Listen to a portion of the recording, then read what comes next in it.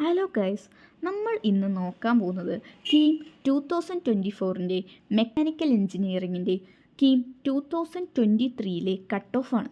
അതായത് last ഇയറിലെ third അലോട്ട്മെൻറ്റിനെ base ചെയ്തിട്ടാണ് നമ്മൾ ഈ വീഡിയോ ചെയ്യുന്നത്. അപ്പോൾ ഇത് മെയിനായി ഫോക്കസ് ചെയ്യുന്നത് ഗവൺമെൻറ് എഞ്ചിനീയറിംഗ് കോളേജസെയാണ്. അപ്പോൾ നമുക്ക് ഈ വീഡിയോയിലോട്ട് പോവാം.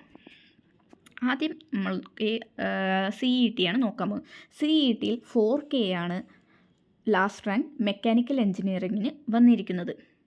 GEC തൃശ്ശൂർ 9K, TKMൽ 14K ആണ് ലാസ്റ്റ് റാങ്ക് വന്നിരിക്കുന്നത്. MAയിൽ 18K ആണ് ലാസ്റ്റ് റാങ്ക് വന്നിരിക്കുന്നത്.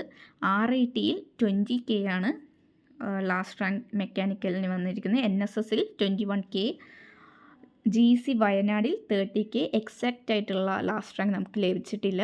അപ്പോൾ നമ്മളൊരു സാധ്യത മാത്രമാണ് 30K എഴുതിയിരിക്കുന്നത്. ഇത് കൂടാനോ കുറയാനോ സാധ്യതയുണ്ട്.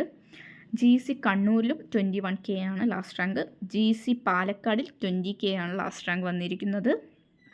GEC ഇടുക്കിയിലും എക്സാക്റ്റ് നമ്പർ നമുക്ക് ലഭിച്ചിട്ടില്ല. അതുകൊണ്ട് 30K ആണ് നമ്മൾ ഒരു സാധ്യതയായി എടുത്തിരിക്കുന്നത്. ഇത് കൂടാനോ കുറയാനോ നമുക്ക് സാധ്യതയുണ്ട്.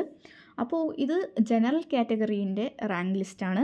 ഇനി വേറെ കാറ്റഗറീസിൽ വരുമ്പോൾ ഇനിയും റാങ്കുകൾ കൂടാൻ സാധ്യതയുണ്ട്. അതായത് ഇപ്പോൾ 30K പ്ലസ് വരെ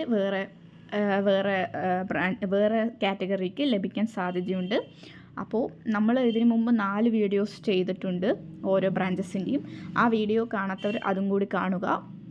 പിന്നെ ലൈക്കും ഷെയറും സബ്സ്ക്രൈബും ചെയ്യുക. എന്തെങ്കിലും ഡൗട്ട് ഉണ്ടെങ്കിൽ കമൻറ്റ് ബോക്സിൽ കമൻറ്റ് ചെയ്യുക.